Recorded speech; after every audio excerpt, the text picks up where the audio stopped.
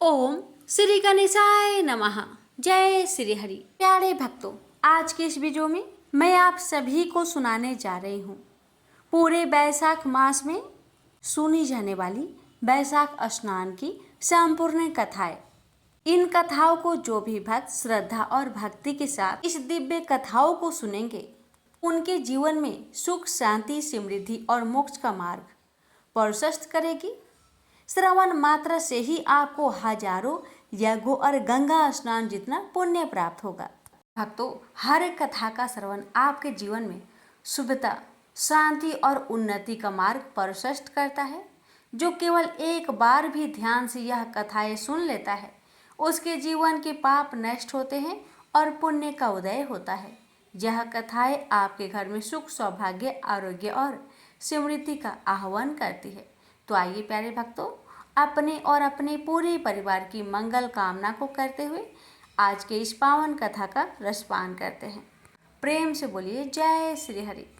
एक बार की बात है कि श्री कृष्ण दर्शन करने के लिए एक नवयुवक अपने संसार को त्याग कर भजन करते हेतु ब्रज की शरण में आया। दिन भर हरे कृष्णा जप करता, श्री राधा माधव का लीला स्मरण करता और सूर्य अस्त के पश्चात भिक्षा मांगकर एक रोटी ले आता। एक बार शीतकाल में प्रातः वृष्टि होने लगी और वह नवयुवक थर थर कांपने लगा। वह नवयुवक एक प्राचीन कदम वृक्ष की खोक में जाकर बैठ गया और श्याम सुंदर का ध्यान करने लगा। तभी सामने के एक वृक्ष से आवाज आई, देखो एक महात्मा तुम्हारी शरण में आए हैं, उन पर थोड़ी कृपा करो। उत्तर में उस वृक्ष ने, जिसकी खोख में वह बैठा था, कहा, आप ही थोड़ी कृपा कर दो ना। सहसा सामने वाले वृक्ष में से एक मोर उतर कर आया और अपने सुंदर इंद्रधनुषी पंख फैलाकर खड़ा हो गया। 3 अन्य मोर उतरकर पहले वाले मयूर के पास आए और उस नवयुवक के सम्मुख गोलार्ध में पंख फैलाकर खड़े हो गए। उन नर्तशील मयूरों के मध्य मस्तक पर मनोक मोर पीछ धारण किए हुए, बाधरों पर मुरली धरे तथा प्रेम दर्शक आकर्षक नेत्र वाले पुण्य दर्शन स्वयं श्री कृष्ण प्रकट हुए। ब्रज के कल्पतरुओं की कृपा ने उस भक्त को श्री कृष्ण दर्शन से धन्य किया।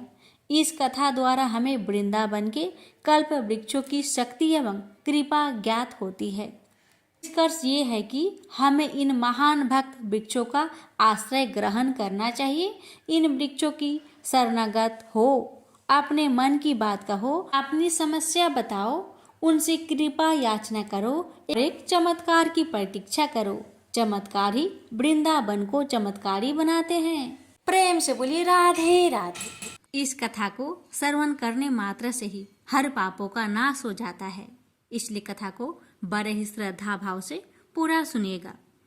एक बार की बात है कि यशोदा मैया प्रभु श्री कृष्ण के उल्हानों से तंग आ गई और छड़ी लेकर श्री कृष्ण की ओर दौड़ी।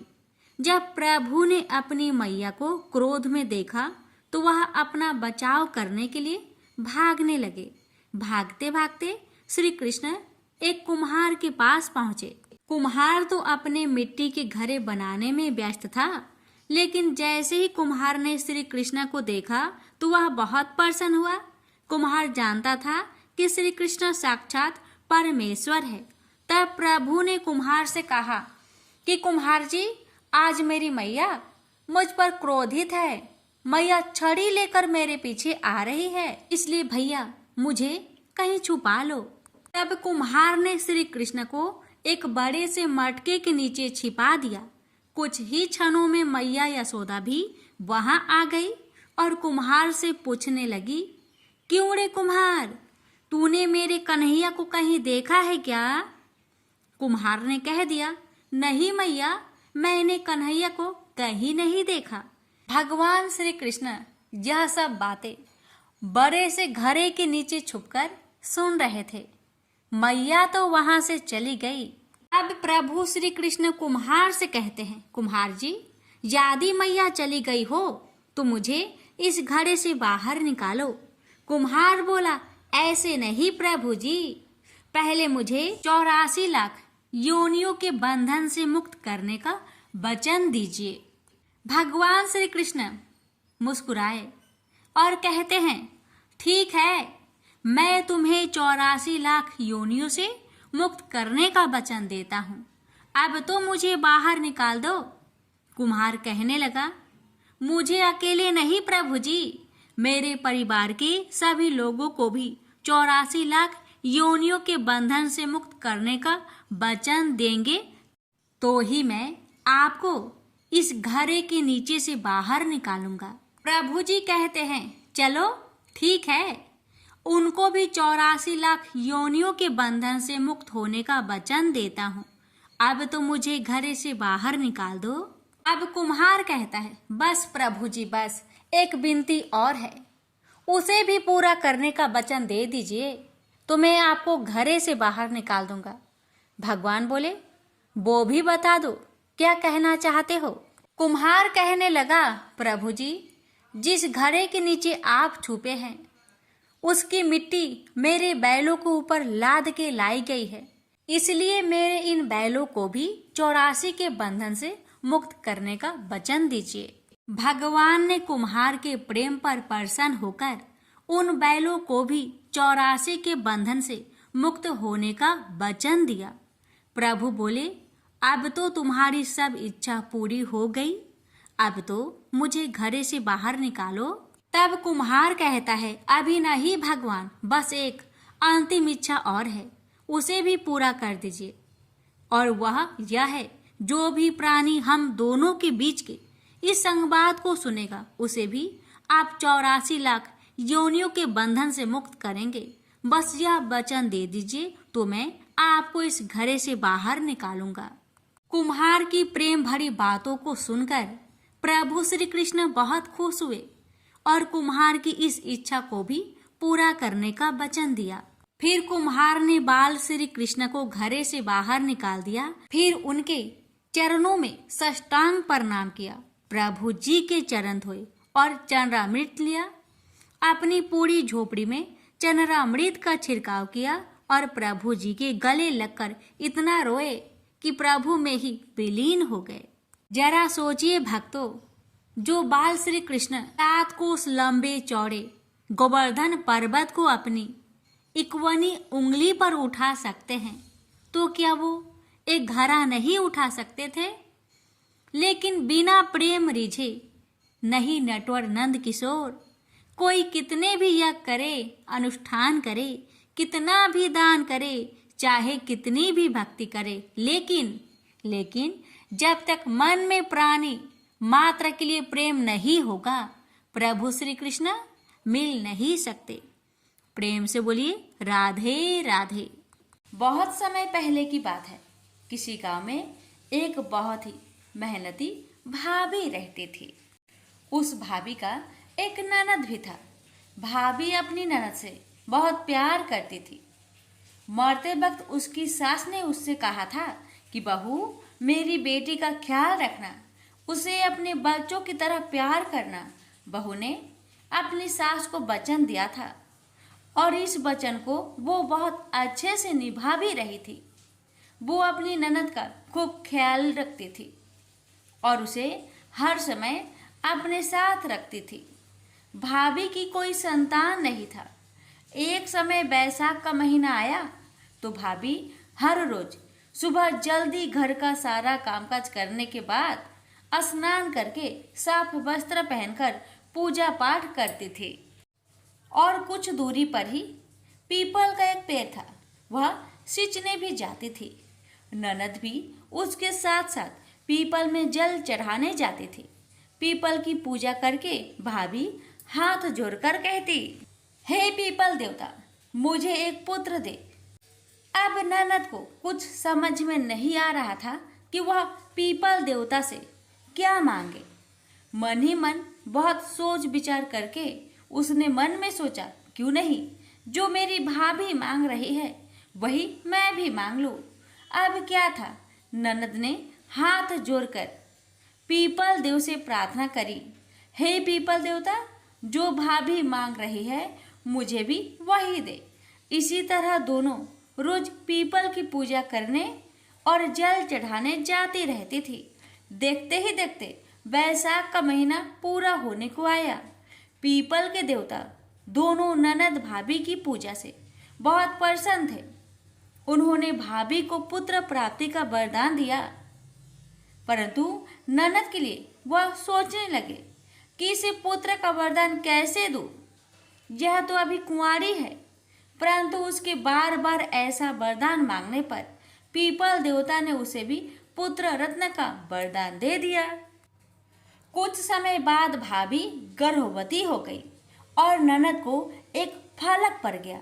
9 महीने बाद भाभी को एक पुत्र प्राप्त हुआ और ननद को उस फलक से एक पुत्र उत्पन्न हुआ।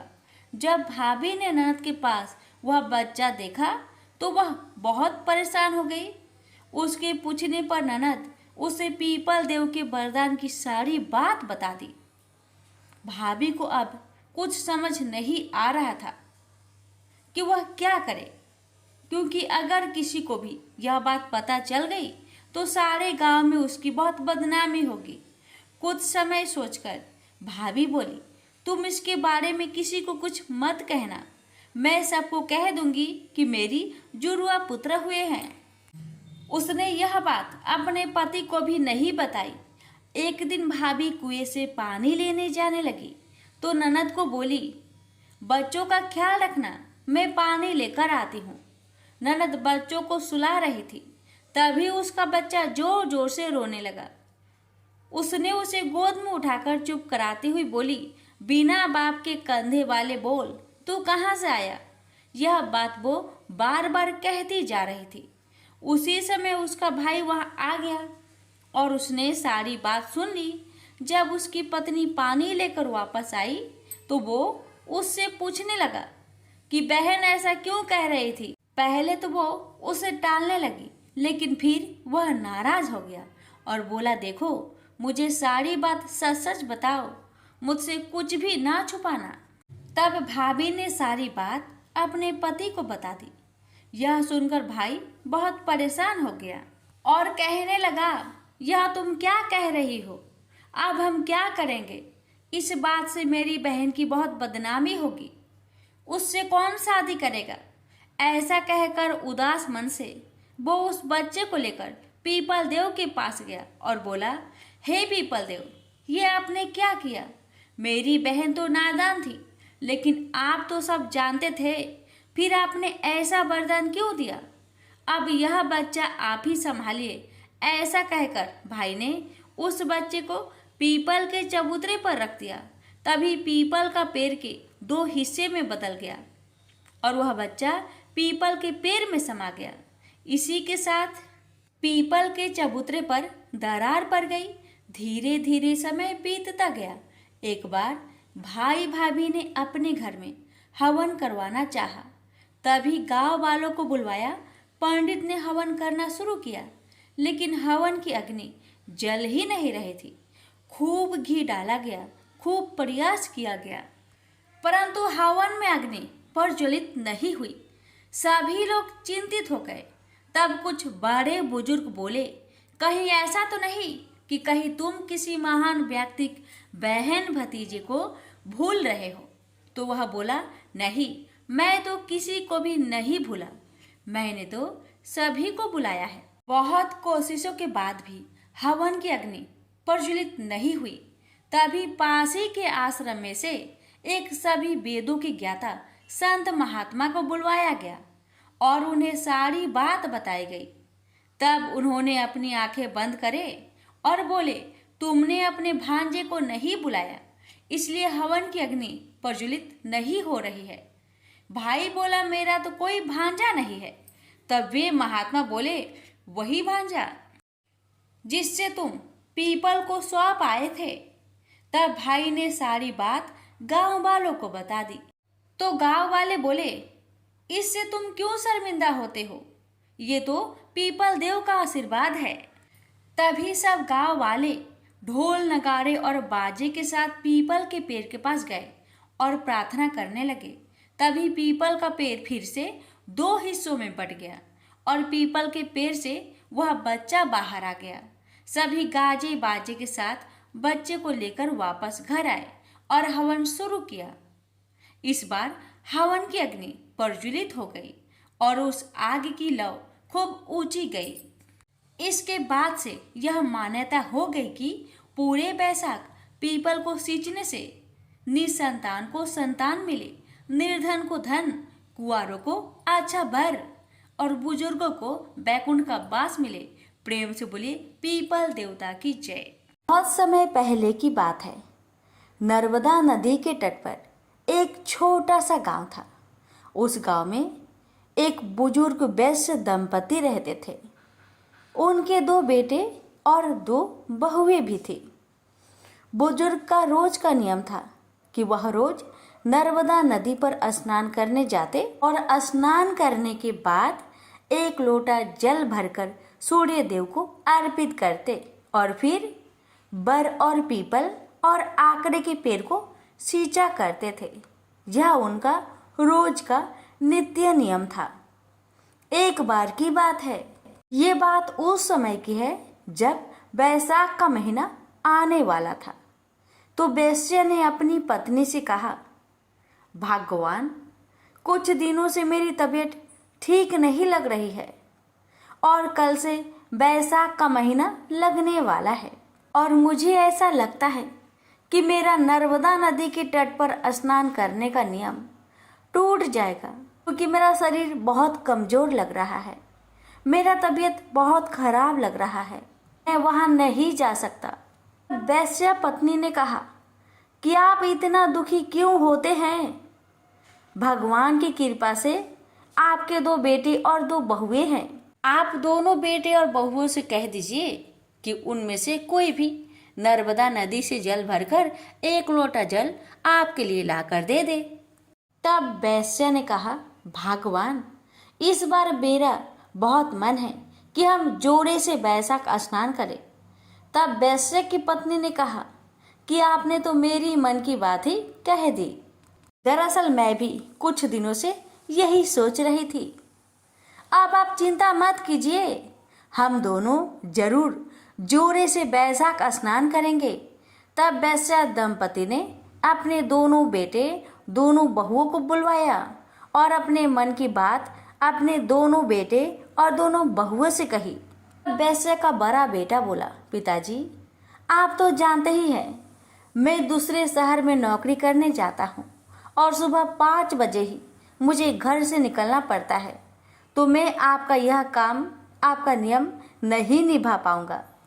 उसके बाद बड़ी बहू बोली, पिताजी, मुझे भी सुबह जल्दी उठकर अपने पति के लिए खाना बनाना पड़ता है, इसलिए मैं भी आपके लिए नर्मदा नदी से जल नहीं ला सकती, क्योंकि आपका तो 1-2 दिन का बात ही नहीं, आपका तो पूरे बैसाख मास का नियम है। मैं आपका नियम नहीं निभा पाऊंगी, मुझे माफ करे। तब वैश्य के छोटे बेटे और बहू ने कहा, माँ, पिताजी, आप चिंता मत कीजिए, भैया भाभी को समय नहीं है, कोई बात नहीं, हम दोनों पति पत्नी नर्मदा नदी के जल आपके लिए लेकर आया करेंगे और आप दोनों जरूर बैसाख स्नान करना। ये कहकर वह अपने कमरे में चले जाते हैं।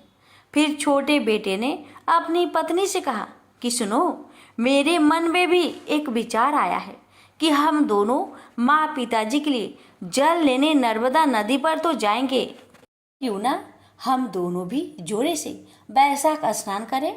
तब उसकी पत्नी ने कहा, क्यों नहीं, जरूर, हम दोनों जोड़े से स्नान करेंगे। तब छोटे बेटा बहू ने जाकर अपने सास ससुर को सारी बात बताई। यह सुनकर वैश्य दंपति बहुत खुश हुए। दूसरे दिन सुबह 4 बजे ही वैश्य दंपति के छोटे बेटा और बहू नर्मदा नदी के घाट पर पहुंच गए। दोनों ने नदी में स्नान किया और जल लेकर घर आ गए। घर आकर उन्होंने जल अपने माता पिता को दे दिया।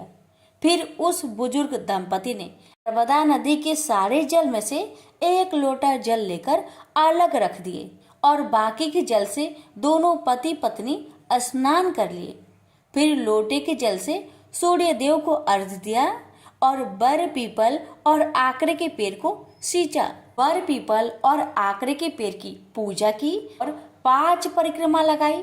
फिर छोटी बहू उन्हें भोजन देती है। बुजुर्ग दंपति भोजन कर लेते हैं। धीरे धीरे इस तरह पूरा बैसाख का महीना बीत जाता है। फिर बैसाख की पूर्णिमा आने वाली थी, तो बैसाखी पूर्णिमा से एक दिन पहले बुजुर्ग दंपति ने अपने छोटे बेटे बहू से कहा कि तुम दोनों ने भी हमारे साथ बैसाख स्नान किया है। इसका संपूर्ण फल पाने के लिए हमें 2 जोड़ा ब्राह्मण दंपति को भोजन कराना चाहिए। तब उन्होंने अपनी छोटी बहू से कहा, बहू तुम बढ़िया बढ़िया भोजन तैयार करना और 2 जोड़ी ब्राह्मण को गांव से बुला कर लाना और हम उन्हें भोजन कराएंगे और दक्षिणा भी देंगे। तब बेटे बहू ने कहा, ठीक है पिताजी, आप लोग जैसा चाहते हैं हम वैसा ही करेंगे। फिर सुबह छोटी बहू जल्दी उठी और भोजन तैयार की। भोजन तैयार करने के बाद वे गांव में ब्राह्मण और ब्राह्मणी को बुलाने गई, तो रास्ते में उसे 2 ब्राह्मण और 2 ब्राह्मणी आती हुई दिखाई दी। तो छोटी बहू ने सोचा कि शायद ये कोई तीर्थ यात्री है, ये हमारे गांव के तो लगते नहीं, क्यों ना भोजन के लिए मैं इन्हें ही घर ले जाऊं। फिर छोटी बहू ने उन्हें प्रणाम किया और कहने लगी, हे ब्राह्मण देवता, आज बैसाख की पूर्णिमा का दिन है। हम 2 जोड़ी ब्राह्मण को भोजन कराना चाहते हैं, आप मेरे घर भोजन करने चलिए। तब वह ब्राह्मण ब्राह्मणी बोले, बेटी हम तो तीर्थ यात्री है, भोजन मिल जाए इससे बड़ी बात क्या हो सकती है। चलो हम तुम्हारे साथ तुम्हारे घर चलते हैं। फिर बहू उन ब्राह्मण ब्राह्मणी को अपने घर लेकर आई। उनके लिए भोजन परोसा। सबने पेट भरकर भोजन किया। फिर वैश्य दंपति ने उन्हें कपड़े और दक्षिणा भी दी। उन ब्राह्मण ब्राह्मणी ने उन्हें आशीर्वाद दिया। फिर वैश्य दंपति ने अपने बेटे बहू से कहा कि जाओ इन ब्राह्मण ब्राह्मणी की पैर धोने के लिए जल लेकर आओ। बेटे बहू जल लेने चले गए और उधर बुजुर्ग दंपति उनके पैर पोंछने के लिए कपड़े लेने कमरे में चले गए। जब जल और कपड़े लेकर सभी परिवार उन ब्राह्मणों के पास आए तो क्या देखते हैं, वहां पर तो कोई नहीं, सभी वहां से चले गए हैं। जब पूरा परिवार अपने चारों तरफ उन ब्राह्मण ब्राह्मणी को ढूंढते हैं तो देखते हैं घर में उनके अन्न धन के भंडार पूरा भरे पड़े हैं। ये सब देखकर सभी आश्चर्य में पड़ गए। दरअसल वह सभी ब्राह्मण ब्राह्मणी कोई और नहीं, बैसाख माह के देवी देवता थे। लक्ष्मी जी, विष्णु भगवान और उनके अवतार राम जी और माता सीता उनके घर में ब्राह्मण का भेष धरकर पधारे थे। भगवान जी वैश्य दंपति को और उनके बेटे बहू को बैसाख स्नान, बर पीपल और आकरे के पेड़ सींचने की पुण्य फल देने के लिए आए थे। जहाँ भगवान राम जी बैठे थे वहाँ पर भगवान के पैरों के निशान और धनुष के निशान पड़े थे, और जहाँ माता सीता बैठी हुई थी वहाँ मोहरों से भरे हुए एक बड़ी थैला रखी हुई थी, और जहाँ श्री हरि लक्ष्मी नारायण बैठे थे वहाँ चक्र का चिन्ह था। जहाँ धन की देवी लक्ष्मी बैठी हुई थी वहाँ तो सोने चांदी हीरे मोती का ढेर लगा हुआ था। ये बात तुरंत ही पूरे गांव भर में फैल गई कि ब्राह्मण के घर में अन्न धन सोना चांदी हीरा मोती का ढेर पड़ा हुआ है, हाथ में भगवान जी का चिन्ह भी है। तो सभी गांव वाले ब्राह्मण दाम्पत्य के घर दौड़े दौड़े आए कि भगवान जी साक्षात ब्राह्मण दाम्पत्य के घर प्रकट हुए हैं। तब ये बात उनके बड़े बेटे और बहू को पता चला तो उन्हें बहुत दुख हुआ कि काश हम भी माता पिता के लिए नर्मदा नदी का जल लाकर दिए होते तो भगवान का दर्शन हमें भी होते। इस पर पत्नी कहने लगी, हाँ मुझे भी बहुत पश्चाताप हो रही है, लेकिन कोई बात नहीं, कहते हैं ना आप पछताए क्या करे जब चिड़िया चुग गई खेत। हम भी अगले साल जोड़े से बैसाख स्नान करेंगे और हमें भी भगवान के दर्शन होंगे। तो वैश्य दाम्पति पूरे गांव वालों से कहने लगे, हम सभी ने बैसाख स्नान किया था और बर पीपल और आकरे का पेड़ का सींचन और पूजन किया था। आप लोग भी बैसाख स्नान करें, साथ ही बर पीपल आकरे के पेड़ की सींचन और पूजन करें, साथ में बैसाख मास की कथाओं का श्रवण करें। आपकी सभी मनोकामना पूर्ण होगी। से दरिद्रता दूर होगी, घर में सुख समृद्धि का वास होगा, अन्न धन का भंडार सदा भरे रहेंगे। प्रेम से बोलिए पीपल देवता की जय, लक्ष्मी नारायण की जय, सिया रामचंद्र की जय। भक्तों, एक गांव था जिसका नाम था सोनपुर। एक सीधा साधा गांव था, ना बहुत बड़ा ना बहुत छोटा। उसी गांव में रहती थी एक महिला जिसका नाम था बाईसा। बाईसा कोई बड़ी महात्मा नहीं थी, बस एक साधारण सीधी साधी सच्ची स्त्री थी, लगभग जिसका उम्र 60 साल का था।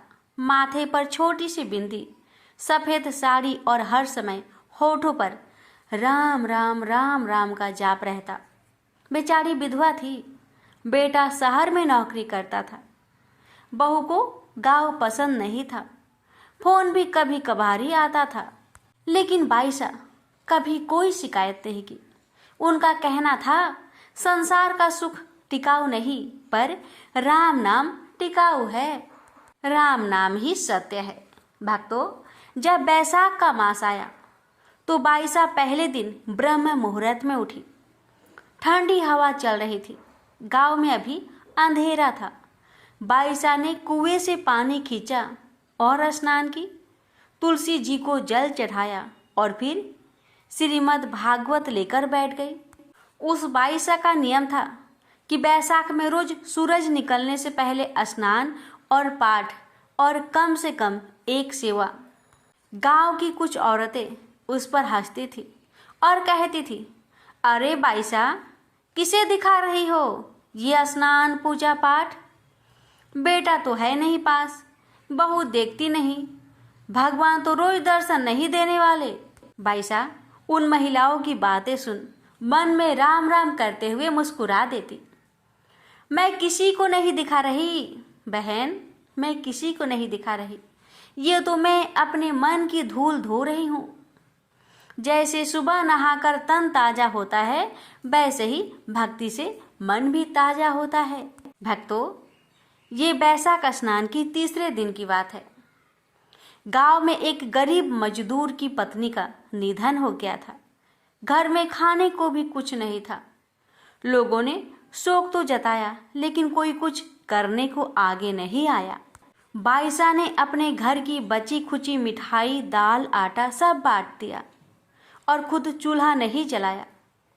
किसी ने पूछा, बाईसा, इस उम्र में भी इतना सब क्यों करती हो? तो बाईसा ने उत्तर दिया, बहन, स्नान सिर्फ पानी से नहीं होता। बेटा, असली स्नान तब होता है जब किसी की आंखों के आंसू पोंछा जाए, किसी दुखहारी की मदद की जाए। यही तो बैसाख स्नान का फल है। इतना कहकर बाईसा आगे क्यों बढ़ गई। भक्तों, समय बीतता गया। कुछ वर्ष बाद बाईसा भगवान को प्यारी हो गई। गांव की वही महिलाएं जो कभी मजाक उड़ाया करती थी, अब कहती थी, बाईसा तो चली गई, पर हमें सिखा गई कि भक्ति मतलब पूजा नहीं, भक्ति मतलब सेवा है। प्यारे बंधु, बाईसा की यह कथा हमें बताती है कि बैसाख स्नान केवल नदी में डुबकी लगाने का नाम नहीं, यह है मन, वचन और कर्म की सफाई का समय। जब हम किसी की मदद करते हैं, किसी की सेवा करते हैं और मन से भगवान का स्मरण करते हैं, तभी हमें बैसाख मास का सच्चा फल मिलता है। जो यह कथा सुनते हैं उसके भीतर एक बीज पड़ता है, धर्म का, सेवा का और सच्चे स्नान का। तो प्रेम से बोलिए जय श्री हरि। सुनिए तुलसी जी की महिमा एवं कथा। एक बार की बात है कि देवी सत्यभामा भगवान श्री कृष्ण से पूछती है कि हे प्रभु, पहले आपने मुझे तुलसी को जल देने का और तुलसी के पास दीपक जलाने का महात्म्य सुनाए, किंतु हे प्रभु, आज मैं आपके पास यह जानने के लिए आई हूँ कि तुलसी को जल चढ़ाने के नियम क्या है। कौन सी स्त्री तुलसी को जल नहीं चढ़ा सकती है, इस विषय में मुझे ज्ञान दीजिए। भगवान श्री कृष्ण कहते हैं, हे सत्यभामा, आज तुमने बहुत ही उत्तम प्रश्न किया है। तुलसी को जल देने के महत्वपूर्ण नियम होते हैं। उन नियमों का पालन करते हुए ही तुलसी को जल देना चाहिए। यदि कोई व्यक्ति इन नियमों का पालन नहीं करता है तो उसे महापाप लगता है। देवी लक्ष्मी उसके घर का त्याग करके चली जाती है। हे प्रिय, आज मैं उन 3 स्त्रियों के विषय में बताने जा रहा हूँ जिन्हें तुलसी को जल नहीं चढ़ाना चाहिए।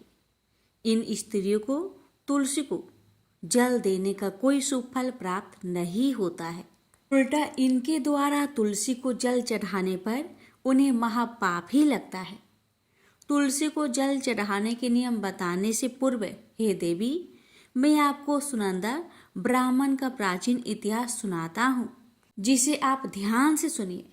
जो भी स्त्री इस प्राचीन कथा का श्रवण करती है उसे तुलसी को 100 वर्ष तक जल देने का पुण्य प्राप्त होता है। इस कथा को जो भी ध्यान से सुनता है और इसका प्रचार करता है, दूसरों को सुनाता है अथवा दूसरों को शेयर करता है, उसके दुखों का नाश होता है और उसकी दरिद्रता दूर होती है। देवी सत्यभामा कहती है कि हे स्वामी, आपके मुख से इस कथा का श्रवण करना बड़े सौभाग्य की बात है। कृपया आप मुझसे वह कथा कहिए। मैं आपको वचन देती हूँ कि मैं इस कथा को पूरे श्रद्धा प्रसन्नचित मन से पूरा अवश्य सुनूंगी। भक्तों, फिर भगवान श्री कृष्ण देवी सत्यभामा को वह कथा सुनाने लगते हैं। भगवान श्री कृष्ण कहते हैं, देवी सत्यभामा, पूर्व काल की बात है। दक्षिण देश में एक अत्यंत शोभायमान नगरी थी। उस नगरी में वसुदेव नाम का एक ब्राह्मण निवास करता था। वसुदेव बहुत ही बुद्धिमान और शास्त्रों में पारंगत था। उसने वेदों का भी अध्ययन किया था। उसी के नगर के पास अन्य एक नगर था। उस नगर में देवशर्मा नाम का एक विद्वान ब्राह्मण था। उसकी एक पुत्री थी जिसका नाम सुनंदा था। उस देवशर्मा ने बड़े ही लाड़ प्यार से अपनी पुत्री का लालन पालन किया था। उसकी पुत्री अत्यंत सुंदर और गुणवान थी। जब सुनंदा विवाह के योग हुई तो देवशर्मा को अपनी पुत्री के विवाह की चिंता सताने लगी। इसलिए उसने अपनी पत्नी से कहा, हे प्रिय, हमारी पुत्री अब जवान हो चुकी है, इसलिए अब इसका विवाह हमें कर देना चाहिए। तब उसकी पत्नी कहती है, स्वामी, मेरी दृष्टि में एक विद्वान ब्राह्मण है जिसका नाम वसुदेव है। मैं तो कहती हूँ हमारी पुत्री का विवाह उन्हें श्रेष्ठ ब्राह्मण के साथ करा दी जाए। उनके साथ विवाह करके हमारी पुत्री सुखी जीवन व्यतीत करेगी। देवशर्मा कहता है, प्रिय, तुम ठीक कहती हो। मैंने भी वसुदेव जी के विषय में बहुत सुना हूँ। हम हमारी पुत्री का विवाह उन्हीं के साथ करेंगे। मैं कल ही उनके पास अपनी पुत्री के विवाह का प्रस्ताव लेकर जाता हूँ। फिर देवशर्मा अपनी पुत्री के विवाह का प्रस्ताव लेकर वसुदेव के घर पर जाता है। उस समय वसुदेव अपने माता पिता की सेवा कर रहा था। जब देवशर्मा वसुदेव को अपने माता पिता की सेवा करते देखता है तो उसे बड़ा आनंद होता है। वह सोचता है, अरे वाह, यह ब्राह्मण पुत्र तो कितना महान है। यह तो बड़ी प्रसन्नता से अपने माता पिता की सेवा कर रहा है। जब देवशर्मा को सदैव द्वार पर खड़ा देखता तो उनका स्वागत करता और कहता, हे वृषवर, पधारिए, आपका स्वागत है। कहिए मैं आपकी किस प्रकार से सहायता कर सकता हूँ। वसुदेव का अतिथि सत्कार देखकर देवशर्मा बहुत प्रसन्न हो जाता है। वह देखता है कि वसुदेव का घर अत्यंत पवित्र और शुद्ध होता है। उसके घर के सामने तुलसी का पौधा होता है और घर के अंदर भगवान विष्णु की प्रतिमा रखी हुई होती है। इससे देवशर्मा को विश्वास हो जाता है कि सदैव ही उनकी पुत्री के लिए यह घर सर्वोत्तम है। फिर देवशर्मा वसुदेव से कहता है, हे वृषवर, आज मैं आपके पास मेरी पुत्री के साथ आपके विवाह का प्रस्ताव लेकर आया हूँ। मेरी पुत्री के लिए आपके समान श्रेष्ठ वर कहीं और नहीं मिल सकता। वसुदेव के माता पिता भी यह बात सुनकर प्रसन्न हो जाते हैं और वसुदेव को विवाह के लिए मना लेते हैं। फिर वसुदेव भी विवाह के लिए तैयार हो जाता है। विवाह का मुहूर्त तय किया जाता है और एक पवित्र स्थान पर वसुदेव और सुनंदा का विवाह संपन्न किया जाता है। सुनंदा के सुंदर और मनमोहक रूप को देखकर वसुदेव बहुत प्रसन्न होता है। सुनंदा अत्यंत गुणवान और चरित्रवान स्त्री थी।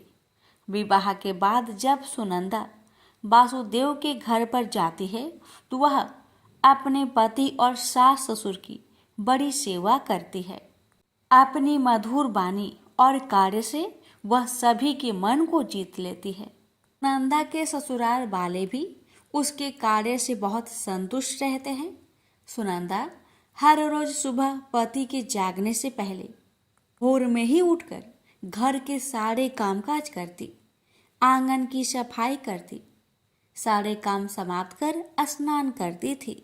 स्नान करके वह नित्य तुलसी जी को जल देती थी, उनका पूजन करती थी और फिर पूजा घर में जाकर भगवान विष्णु और माँ लक्ष्मी का पूजा किया करती थी। फिर भोजन बनाकर उसमें तुलसी पत्र डालकर भगवान विष्णु को भोग लगाया करती थी। उसके बाद वह अपने सास ससुर को भोजन देती और फिर पति को भोजन कराकर फिर खुद भोजन किया करती थी। रात को वह सासू माँ के चरण दबाकर पति के चरण दबाती और फिर पति के सो जाने के बाद खुद सो जाया करती थी। सुनंदा के अंदर एक पतिव्रता नारी के सभी लक्षण थे और वह अपने पति को ही परमेश्वर मानकर उनकी सेवा करती थी। सुनंदा ने कभी अपने पति के अलावा अन्य पुरुष के विषय में विचार नहीं किया। वह सत्य धर्म का पालन करने वाली और धर्म कार्य करने वाली पवित्र स्त्री थी। उसने कभी कोई अशुभ कार्य नहीं किया। सुनंदा के ऐसे सात्विक और सरल स्वभाव को देखकर माँ लक्ष्मी भी उस पर मेहरबान थी। माँ लक्ष्मी स्वयं चलकर उसके घर में आकर निवास करने लगी। इससे सुनंदा के जीवन में सुख समृद्धि और भी अधिक बढ़ गई। भगवान श्री कृष्ण कहते हैं, हे देवी सत्यभामा, देवी लक्ष्मी उन्हीं स्त्रियों पर अपनी कृपा दृष्टि बनाए रखती है जो पतिव्रता होती है और जो सत्य धर्म का पालन करती है। सुनंदा के अंदर भी सभी लक्षण थे जो एक श्रेष्ठ पतिव्रता नारी के अंदर होने चाहिए। लेकिन आगे मैं तुम्हें बताऊंगा कि सुनंदा की एक भूल के कारण देवी लक्ष्मी उसके घर को त्याग कर कैसे चली गई। एक दिन सुनंदा का पति अत्यंत कामातुर होकर सुबह स्नान करने के पश्चात सुनंदा के पास आया और उसने सुनंदा के साथ शारीरिक संबंध स्थापित किया, जिससे सुनंदा का शरीर अपवित्र हो गया। लेकिन सुनंदा का मन भी काम के प्रभाव में ही था, इसलिए वह अपने नित्य नियम को भूल गई। उसने पति के साथ संबंध बनाने के बाद बिना स्नान किए ही तुलसी को स्पर्श किया और उसे जल दे दिया, जिससे सुनंदा के शरीर में महामोह ने प्रवेश कर लिया। सुनंदा के सारे इंद्रियां तिलमिला उठे। सुनंदा के शरीर में महामोह ने प्रवेश करते ही देवी लक्ष्मी ने सुनंदा के घर को त्याग दिया और लक्ष्मी उस स्थान को चली गई। तब से सुनंदा के शरीर में निवास कर रहे उस महामोह ने उसे सभी धार्मिक कार्यों से वंचित कर दिया। इसका विपरीत प्रभाव सुनंदा के पति पर भी पड़ा और वह भी सदा कामातुर होकर सुनंदा के साथ विहार करने लगा। उसका मन सदैव ही काम वासना में लगा रहता था। फिर एक दिन सुनंदा के पति ने तो सभी सीमाओं का उल्लंघन किया और सुनंदा के मासिक धर्म के दौरान ही उसके साथ संबंध स्थापित किया, जिससे सुनंदा के शरीर में निवास कर रहा ब्रह्म हत्या का पाप उसके पति के शरीर में प्रवेश कर गया। हे देवी सत्यभामा, जब स्त्री मासिक धर्म से होती है तो उसके शरीर में 3 दिनों तक ब्रह्मा हत्या का पाप निवास करता है, क्योंकि ब्रह्मा देव ने इंद्र के शरीर से ब्रह्मा हत्या का पाप निकालकर वृक्ष, जल, अग्नि और अप्सराओं को ग्रहण करने के लिए कहा था। उस समय से स्त्रियों के शरीर में मासिक धर्म के दौरान ब्रह्मा हत्या का पाप निवास करता है, और जो भी पुरुष मासिक धर्म के दौरान स्त्री को स्पर्श करता है अथवा उसके साथ संबंध बनाता है तो यह पाप उसके शरीर में प्रवेश कर जाता है। वही ब्रह्मा हत्या का पाप सुनंदा के पति के शरीर के अंदर प्रवेश कर गया और वह जमीन पर गिर पड़ा। उसे तुरंत ही कोढ़ का रोग हो गया। उसका अंग अंग जलने लगा, उसके शरीर पर छाले पड़ गए और वह दर्द से चीखने लगा। हाय, मुझसे यह क्या अपराध हो गया? मेरे द्वारा भयंकर पाप हो गया है। मैंने सब कुछ जानते हुए भी महापाप किया है। अब मेरी रक्षा कौन करेगा? सुनंदा की सास तुरंत उस स्थान पर आ गई तो उसने देखा कि उसका पुत्र कोढ़ के रोग से ग्रासित होकर जमीन पर पड़ा है। क्रोध में आकर सुनंदा से कहने लगी, अरे पापिनी, तूने यह क्या कर डाला? अपने ही पति का धर्म भ्रष्ट कर डाला। अपने पति की ऐसी हालत देखकर सुनंदा बहुत घबरा गई और जोर जोर से रोने लगी। हे सासू माँ, मुझे क्षमा करो, मुझसे बहुत बड़ा अपराध हो गया है। काम के वशीभूत होकर मेरे द्वारा यह अपराध हो गया है। सुनंदा की सास ने कहा, हे पापिनी, तू इस घर से अभी चली जा। तुम जैसे कुलटा स्त्री को इस घर में नहीं रहना चाहिए। तूने मेरे बेटे के जीवन को नरक बना दिया। सुनंदा कहती है, हे सासू माँ, मैं कहाँ जाऊँ? मेरे पति के अलावा मेरा कोई नहीं है। उन्हें छोड़कर जीवित रह नहीं सकती। सुनंदा की सास कहती है, तू कहीं जाकर मर जा, लेकिन अब तू इस घर में निवास नहीं कर सकती। इतना कहकर सुनंदा की सास ने उसे धक्के मारकर घर से निकाल दिया। फिर सुनंदा दुखी होकर घर से निकल गई। उसे अपनी भूल पर बड़ा पछतावा होने लगा। उसे कुछ भी समझ में नहीं आ रहा था कि वह क्या करे। सुनंदा चलते चलते एक वन में जाती है। उसी वन में एक साधु का आश्रम होता है। तब वह उस आश्रम पर सहायता मांगने के लिए जाती है तो वहाँ पर कोई नहीं होता है। सुनंदा उसी आश्रम पर जाकर बैठ जाती है और अपने दोस्त के विषय में सोचते हुए दुखी होने लगती है। फिर कुछ समय बाद एक ऋषि उस आश्रम पर आते हैं जिनका वह आश्रम होता है। जब वे ऋषि एक स्त्री को अपने आश्रम पर दुखी बैठा हुआ देखते हैं तो आश्चर्यचकित हो जाते हैं और पास जाकर उस स्त्री से पूछने लगते हैं, हे कल्याणी, तुम कौन हो और किस कारण से इस स्थान पर अकेले बैठी हो? तुम्हारे दुख का क्या कारण है? तब वह स्त्री कहती है, हे मुनिवर, मेरा नाम सुनंदा है। मेरे द्वारा घोर पाप हो गया था। उसी कारण से अपने परिवार से बिछड़कर इस स्थान पर आई हूँ। वह ऋषि कहते हैं, हे देवी, ये क्या कह रही हो? तुमने कौन सा पाप किया है? मुझे विस्तार से बताओ, मैं तुम्हारी सहायता करने का प्रयत्न अवश्य करूँगा। सुनंदा कहती है, हे मुनिवर, मेरे द्वारा घोर पाप हो गया है। मासिक धर्म के दौरान मैंने पति के साथ संबंध बनाई। इसी कारण से मेरे पति कोढ़ रोग से ग्रस्त हो गए और दुख भोग रहे हैं। फिर ऋषि कहते हैं, बेटी, तुम चिंता मत करो। तुम्हारे द्वारा जो पाप हुआ है उसका प्रायश्चित करो, तुम्हें पाप से मुक्ति मिल जाएगी। तुम इस आश्रम में बैठकर भगवान विष्णु की पूजा करो, तुलसी को नित्य जल दो और गौ माता की सेवा करो। तुम्हारा पति जल्दी ही ठीक हो जाएगा। फिर वह सुनंदा वहीं पर उस आश्रम में रहकर भगवान विष्णु की नित्य पूजा करने लगती है। रोज स्नान करके वह ब्रह्मचर्य का पालन करते हुए तुलसी को जल चढ़ाती है और तुलसी के पत्ते डालकर भगवान विष्णु का भोग लगाती है। फिर गायों को चारा डाल उनकी सेवा करती है। दिन भर वहीं भगवान विष्णु की मूर्ति के आगे बैठकर भगवान विष्णु की भक्ति करने लगती है। इस प्रकार से 1 वर्ष बीत जाता है। भगवान विष्णु सुनंदा की दृढ़ निष्ठा और भक्ति से अत्यंत प्रसन्न हो जाते हैं और सुनंदा को साक्षात दर्शन देते हैं। भगवान विष्णु को साक्षात अपने सामने खड़ा देखकर सुनंदा उन्हें बारंबार प्रणाम करने लगती है। तब भगवान विष्णु सुनंदा से कहते हैं, हे पुत्री, तुमने बड़ी ही श्रद्धा से और भक्ति भाव से मेरी आराधना की है, इसलिए अब मैं तुम पर प्रसन्न हूँ। कहो तुम्हारी क्या कामना है।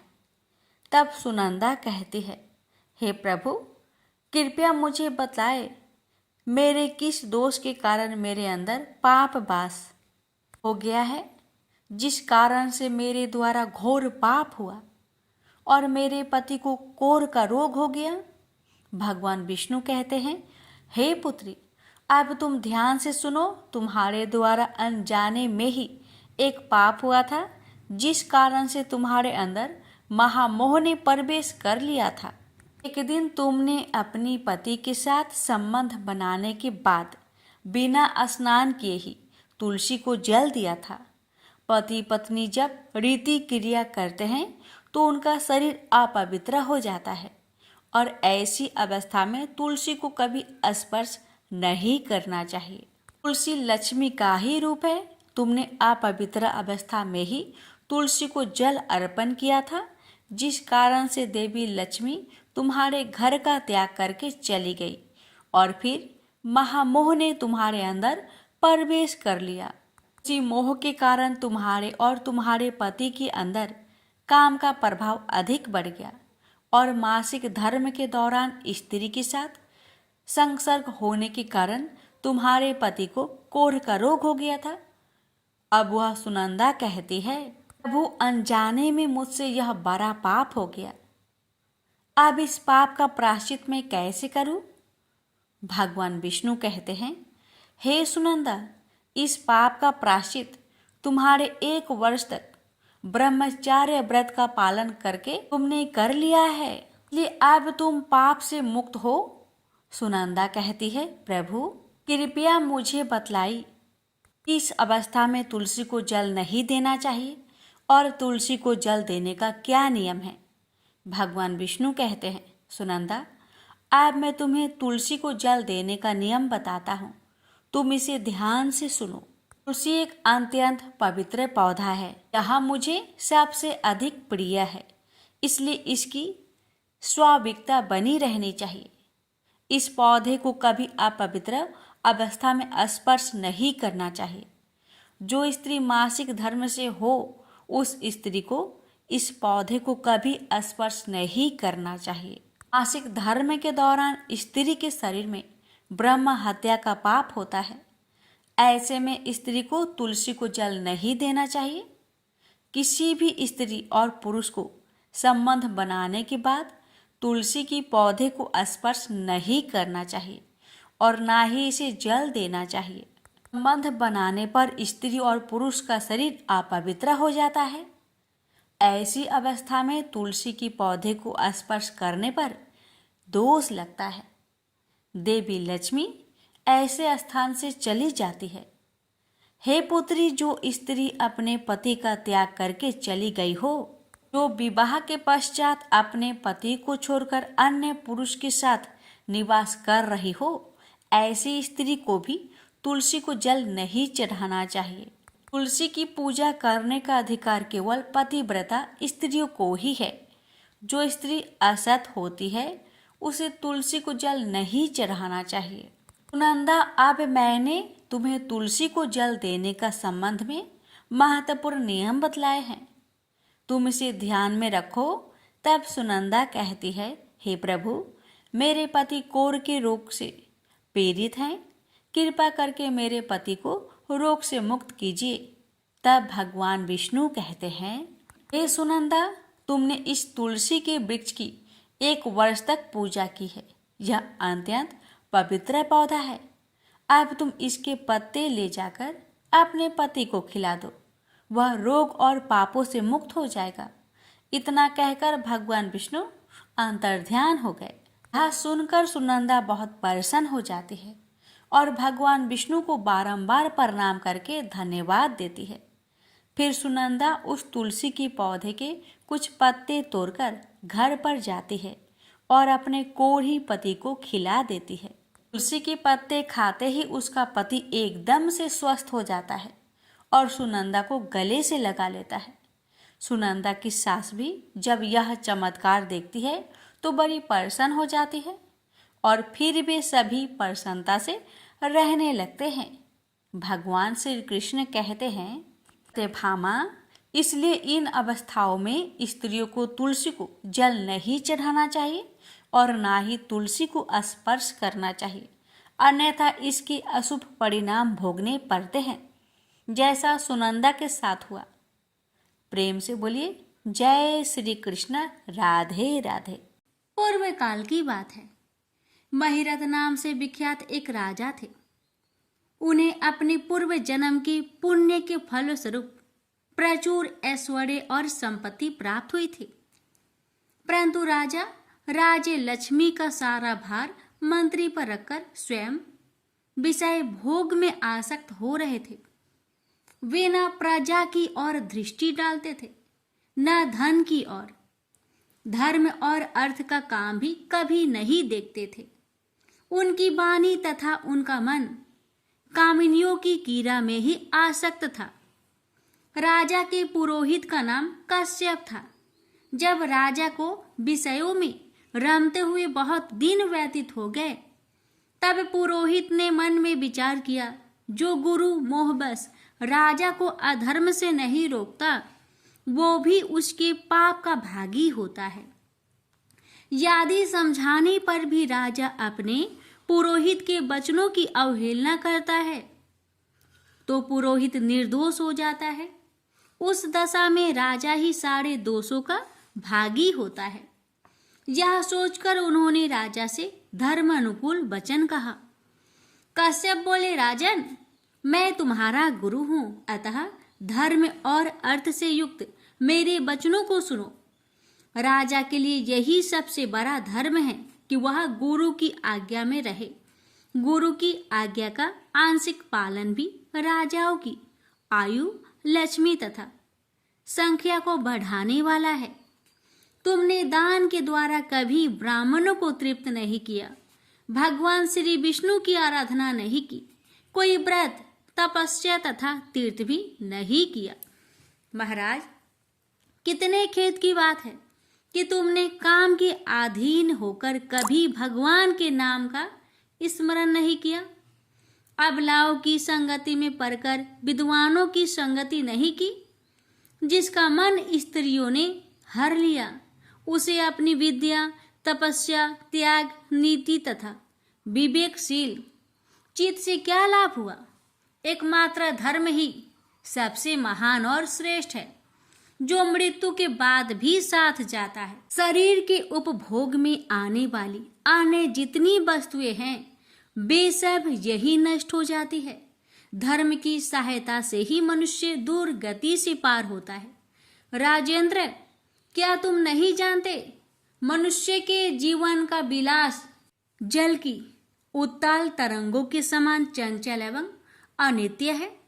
जिनके लिए विनय ही पगड़ी और मुकुट है, सत्य और धर्म ही कुंडल है तथा त्याग ही कंगन है, उन्हें जड़ आभूषणों की क्या आवश्यकता है।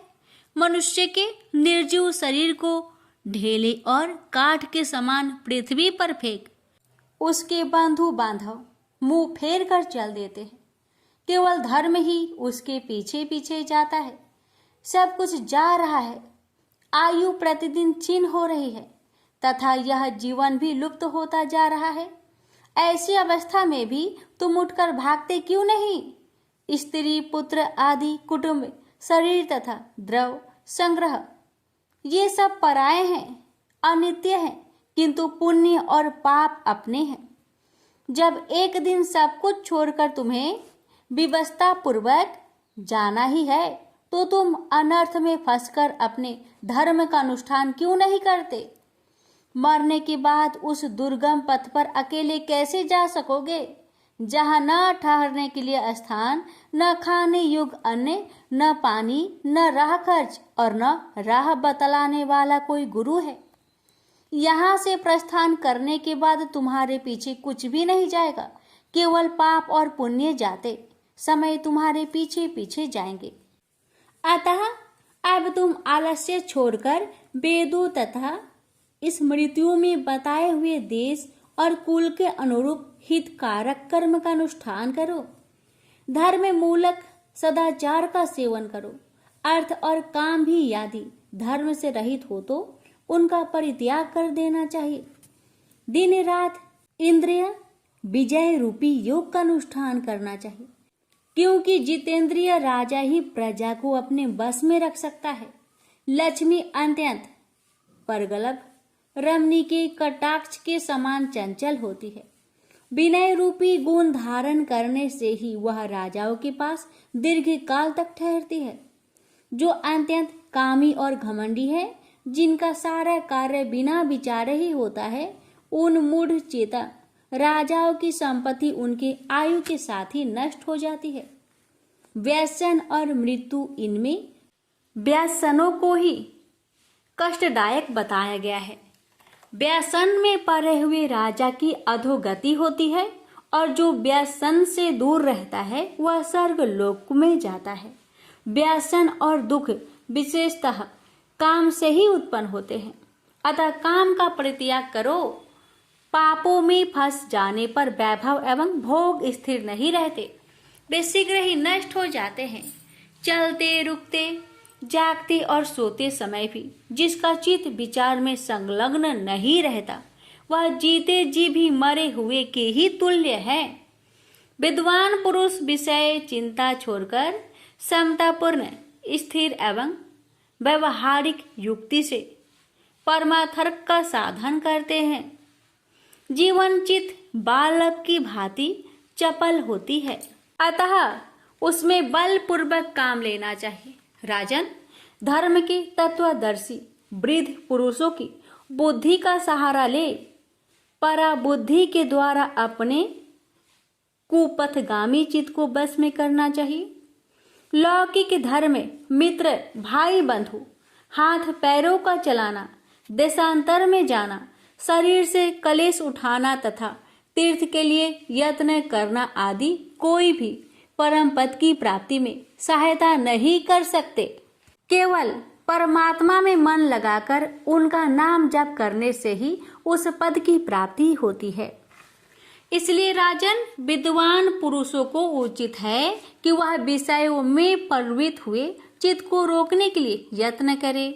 यत्न से वह अवश्य ही बस में हो जाता है। यदि मनुष्य मोह में पड़ जाए, स्वयं विचार करने में असमर्थ हो जाए, तो उसे विद्वान सुहृदों के पास जाकर प्रश्न करना चाहिए। वे पूछने पर यथोचित कर्तव्य का उपदेश देते हैं। कल्याण की इच्छा रखने वाले को हर एक उपाय से काम और क्रोध का निग्रह करना चाहिए, क्योंकि वे दोनों कल्याण का विघात करने के लिए उद्धत रहते हैं। राजन, काम बड़ा बलवान है, वह शरीर के भीतर रहने वाला महान शत्रु है। श्रेय की अभिलाषा रखने वाले पुरुष को उसके अधीन नहीं होना चाहिए। अतः विधि पूर्वक पालन किया हुआ धर्म ही सबसे श्रेष्ठ है।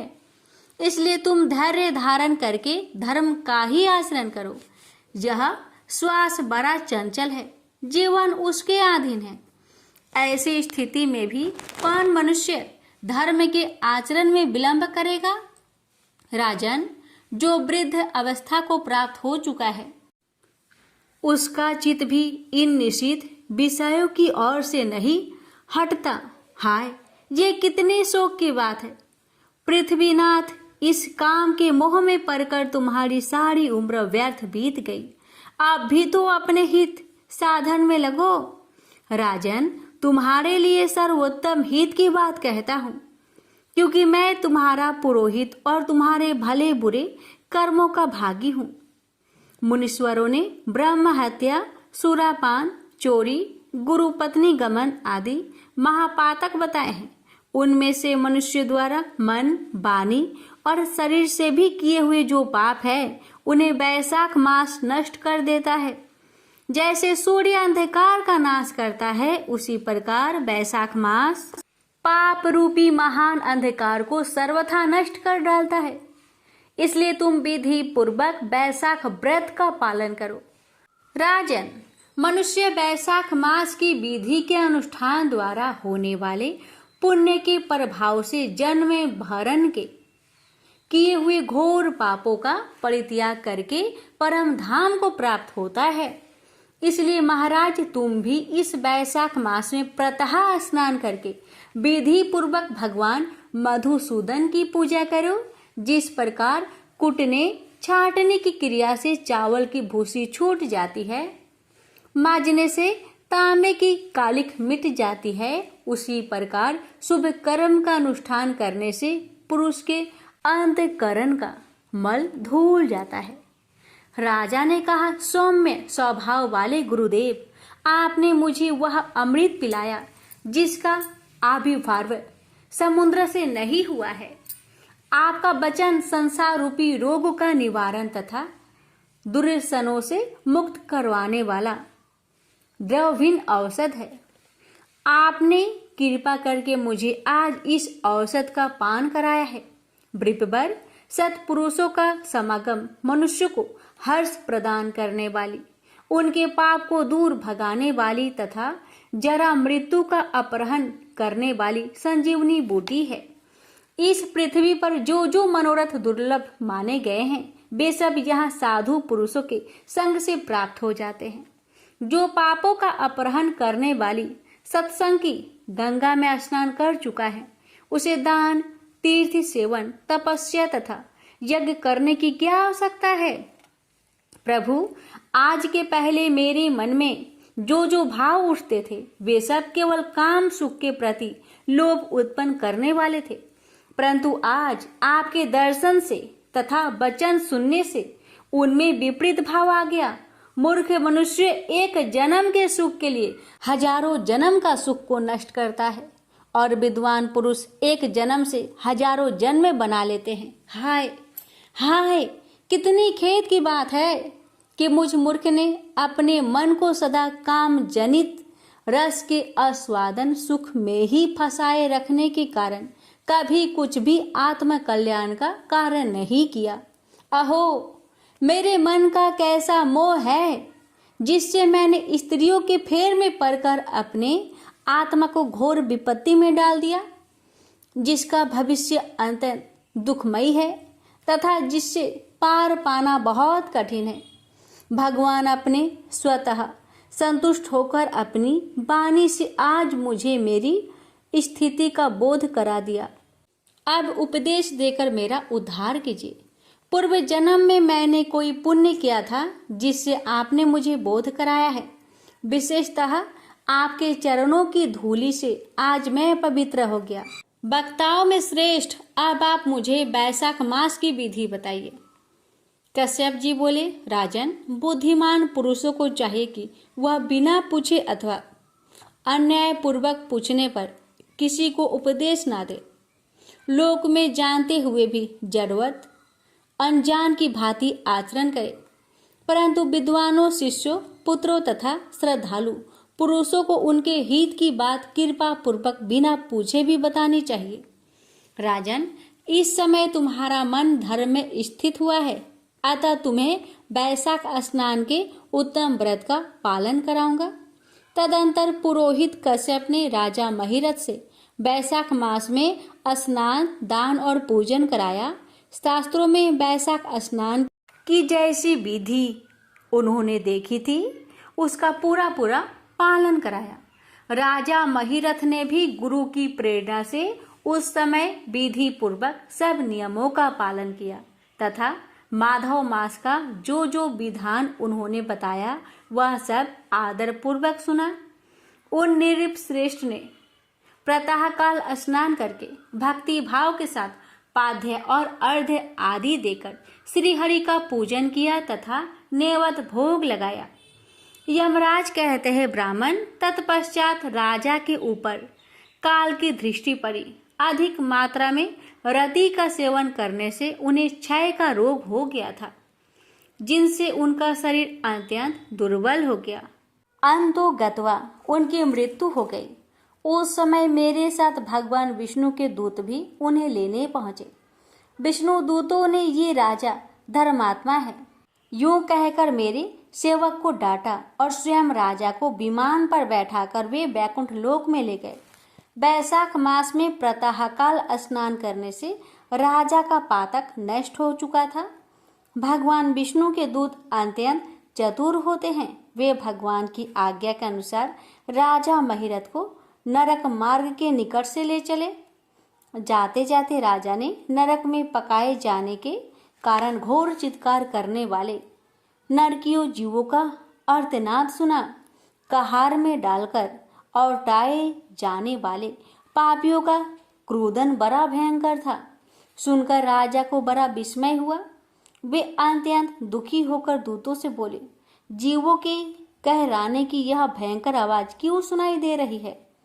इसमें क्या कारण है? आप लोग सब बातें बताने की कृपा करें। विष्णुदूत बोले, जिन प्राणियों ने धर्म की मर्यादा का परित्याग किया है, जो पापाचारी एवं पुण्यहीन हैं, वे तामिस्त्र आदि भयंकर नरक में डाले गए हैं। पापी मनुष्य प्राण त्यागने के पश्चात यमलोक के मार्ग में आकर भयानक दुख भोगते हैं। यमराज के भयंकर दूत उन्हें इधर उधर घसीटते हैं और वे अंधकार में गिर पड़ते हैं।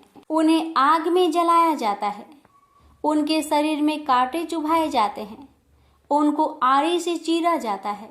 वे भूख प्यास से पीड़ित रहते हैं। पीप और रक्त की दुर्गंध के कारण उन्हें बार बार मूर्छा आ जाती है। कहीं वे खौलते हुए तेल में औटाए जाते हैं, कहीं उन पर मुसलों की मार पड़ती है और कहीं तपाए हुए लोहे की शिलाओं पर डालकर उन्हें पकाया जाता है। कहीं बमन, कहीं पीप, कहीं रक्त उन्हें खाने को मिलता है। मुर्दों की दुर्गंध से भरे हुए करोड़ों नरक है, जहाँ सरपत्र वन है, शिलापात के स्थान है, जहाँ पापी शिलाओं पर पटके जाते हैं, तथा वहाँ की समतल भूमि भी आग से तपी होती है। इसके सिवा गर्म लोहे की खौलते हुए तेल की, मैदा के, तपे हुए स्तंभ के तथा कूट सालमली नाम के भी नरक है। छूड़े, कांटे, कील और उग्रे ज्वाला के कारण क्षोभ एवं भय उत्पन्न करने वाले बहुत से नरक है। कहीं तपी हुई बैतरनी नदी है, कहीं पीप से भरे हुए अनेकों कुंड है। इन सब में पृथक पृथक पापियों को डाला जाता है। कुछ नरक ऐसे हैं जो जंगल के रूप में हैं। वहाँ के पत्ते तलवार की धार के समान तीखे हैं। इसी से उन्हें असी पत्रवन कहते हैं। वहाँ प्रवेश करते ही नर नारियों के शरीर कटने और छीलने लगते हैं। कितने ही नरक घोर अंधकार तथा आग की लपटों के कारण अत्यंत दारुण प्रतीत होते हैं। इनमें बार बार यातना भोगने के कारण पापी जीव नाना प्रकार के स्वरों में रोते और विलाप करते हैं। राजन, इस प्रकार से शास्त्र विरुद्ध कर्म करने वाले पापी जीव कराते हुए नरक यातना का कष्ट भोग रहे हैं। उन्हीं का यह क्रूदन हो रहा है। सभी प्राणियों को अपने पूर्वकृत कर्मों का भोग भोगना पड़ता है। पराई स्त्रियों का संग प्रसन्नता के लिए किया जाता है, किंतु वास्तव में वह दुख ही देने वाला होता है। 2 घड़ी तक किया हुआ विषय सुख का अवसादन अनेक कल्पों तक दुख देने वाला होता है। राजेंद्र, तुमने वैशाख मास में प्रातः स्नान किया है। उसकी विधि का पालन करने से तुम्हारा शरीर पावन बन गया है। उससे छूकर बहने वाली वायु का स्पर्श पाकर ये क्षण भर के लिए सुखी हो गए हैं। तुम्हारे तेज से इन्हें बड़ी तृप्ति मिल रही है। इसी से अब ये नरकवर्ती जीव कहराना छोड़कर चुप हो गए हैं। पुण्यवानों का नाम भी यदि सुना या उच्चारण किया जाए तो वह सुख का साधक होता है। तथा उसे छूकर चलने वाली वायु भी शरीर में लगने पर बड़ा सुख देती है। यमराज कहते हैं, करुणा के सागर राजा महिरथ अद्भुत कर्म करने वाले भगवान श्री विष्णु के दूतों की उपयुक्त बात सुनकर द्रवित हो उठे। निश्चय ही साधु पुरुषों का हृदय मक्खन के समान होता है, जैसे नवनीत आग की आंच पाकर पिघल जाता है, उसी प्रकार साधु पुरुषों का हृदय भी दूसरों के संताप से संतप्त होकर द्रवित हो उठता है। उस समय राजा ने दूतों से कहा। राजा बोले, इन्हें देखकर मुझे बड़ी व्यथा हो रही है। मैं इन व्यथित प्राणियों को छोड़कर जाना नहीं चाहता। मेरी समझ में सबसे बड़ा पापी वही है जो समर्थ होते हुए भी वेदनाग्रस्त जीवों का शोक दूर न कर सके। यदि मेरे शरीर को छूकर बहने वाली वायु के स्पर्श से ये जीव सुखी हुए हैं तो आप लोग मुझे उसी स्थान पर ले चलिए, क्योंकि जो चंदन वृक्ष की भांति दूसरों के ताप दूर करके उन्हें आह्लादित करते हैं तथा जो परोपकार के लिए स्वयं कष्ट उठाते हैं वे ही पुण्य आत्मा है। संसार में वे ही संत है जो दूसरों के दुखों का नाश करते हैं तथा पीड़ित जीवों की पीड़ा दूर करने के लिए जिन्होंने अपने प्राणों को तिनके के समान निछावर कर दिया। जो मनुष्य सदा दूसरों की भलाई के लिए उद्धत रहते हैं, उन्होंने ही इस पृथ्वी को धारण कर रखा है। जहाँ सदा अपने मन को ही सुख मिलता है, वह स्वर्ग भी नरक के ही समान है। अतः साधु पुरुष सदा दूसरों के सुख से ही सुखी होते हैं। यह नरक में गिरना अच्छा, प्राणों से वियोग हो जाना भी अच्छा, किंतु पीड़ित जीवों की पीड़ा दूर किए बिना एक क्षण भी सुख भोगना अच्छा नहीं है। दूत बोले, राजन, पापी पुरुष अपने कर्मों का ही फल भोगते हुए भयंकर नरक में पकाए जाते हैं। जिन्होंने दान, होम अथवा पुण्य तीर्थ में स्नान नहीं किया है, मनुष्यों का उपकार तथा कोई उत्तम पुण्य नहीं किया है, यह तपस्या और प्रसन्नता पूर्वक भगवान नामों का जप नहीं किया है, वे ही परलोक में आने पर घोर नरक में पकाए जाते हैं। जिनका शील स्वभाव दूषित है, जो दुराचारी, व्यवहार में निंदित, दूसरों की बुराई करने वाले एवं पापी है, वे ही नरकों में पड़ते हैं। जो पापी अपने मर्म भेदी वचनों से दूसरों का हृदय विदीर्ण कर डालते हैं तथा जो पराई स्त्रियों के साथ विहार करते हैं, वे नरकों में पकाए जाते हैं। महाभाग, भोपाल आओ, अब भगवान के धाम को चले। तुम पुण्यवान हो, अतः अब तुम्हारा यहाँ ठहरना उचित नहीं है। राजा ने कहा, विष्णु दूतगण, यदि मैं पुण्य आत्मा हूँ तो इस महाभयंकर यातना मार्ग में कैसे लाया गया? मैंने कौन सा पाप किया है तथा किस पुण्य के प्रभाव से मैं विष्णु धाम को जाऊंगा? आप लोग मेरे इस संचय का निवारण करें। दूत बोले, राजन, तुम्हारा मन काम के अधीन हो रहा था, इसलिए तुमने कोई पुण्य यज्ञ अनुष्ठान अथवा यज्ञ वशिष्ठ अन्न का भोजन नहीं किया है, इसलिए तुम्हें इस मार्ग से लाया गया है। किंतु लगातार 3 वर्षों तक तुमने अपने गुरु की प्रेरणा से वैशाख मास में विधि पूर्वक प्रातः स्नान किया है तथा महापापों और अति पापों की राशि का विनाश करने वाली भक्तवत्सल विश्वेश्वर भगवान मधुसूदन की भक्ति पूर्वक पूजा की है। यह सब पुण्यों का सार है। केवल इस एक ही पुण्य से तुम देवताओं द्वारा पूजित होकर श्री विष्णु धाम को ले जाए जा रहे हो।